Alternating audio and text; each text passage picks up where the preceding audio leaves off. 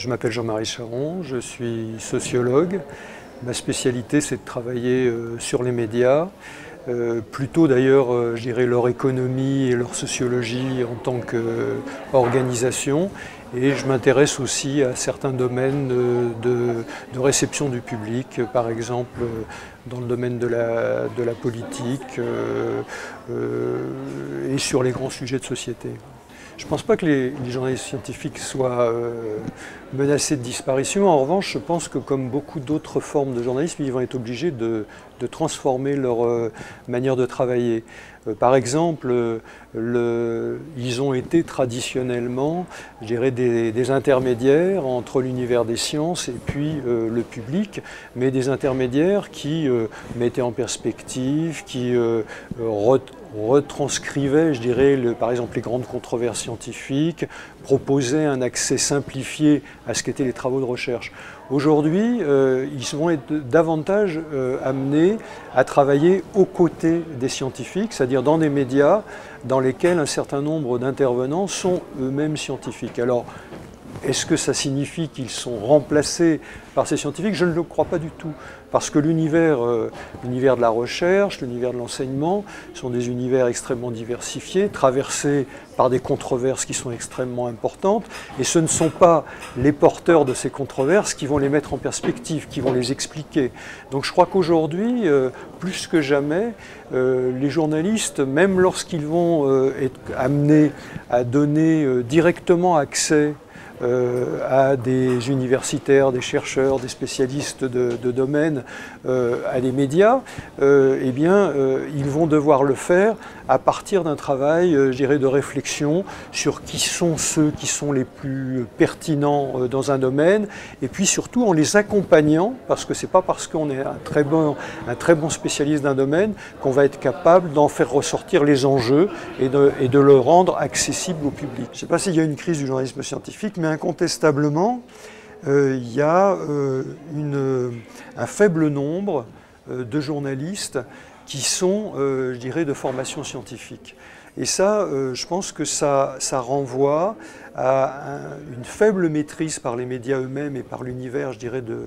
du journalisme, des conditions dans lesquelles on forme les journalistes eux-mêmes. Aujourd'hui, on a à peu près 6% de journalistes qui ont une culture scientifique, ce qui va se traduire, enfin, qui ont une formation scientifique, hein, ce qui va se traduire par le fait que dans l'encadrement, très peu de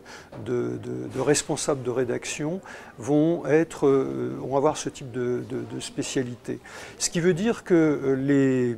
la manière d'appréhender les sujets scientifiques, la manière de les hiérarchiser, la manière de concevoir qu'un sujet a une importance par rapport à un public va avoir tendance, je dirais, un peu à être sous-estimée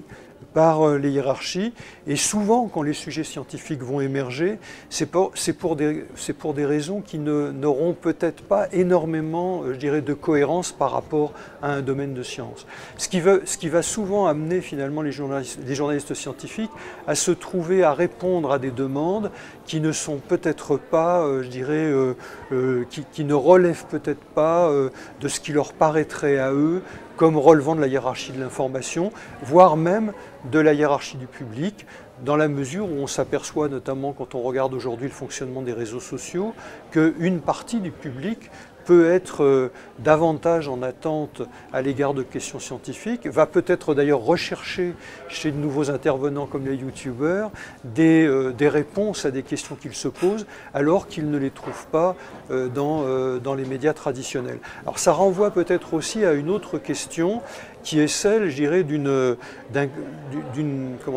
tension de plus en plus forte qui se développe entre des médias qui s'adressent à des petits publics, qui sont davantage des médias qui sont peut-être spécialisés au sens du public auquel ils s'adressent, public éduqué dans certains cas, public ayant de forts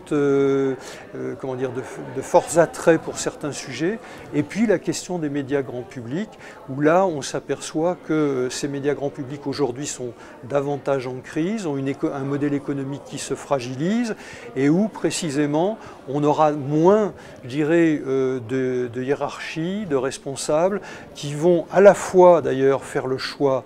de garder des journalistes scientifiques. Dans certains cas, il n'y a plus de journalistes scientifiques. On va demander à un simple reporter, lorsqu'une question de science va se poser, d'aller interroger des scientifiques. Et là, effectivement, on a probablement un sujet qui se pose. Je ne crois pas que la question des journalistes scientifiques, ça soit le fait qu'ils soient, je dirais, amenés à disparaître, mais certainement que leur fonction va se transformer et peut-être être davantage articulée, je dirais, à l'accès d'ailleurs des scientifiques eux-mêmes aux médias.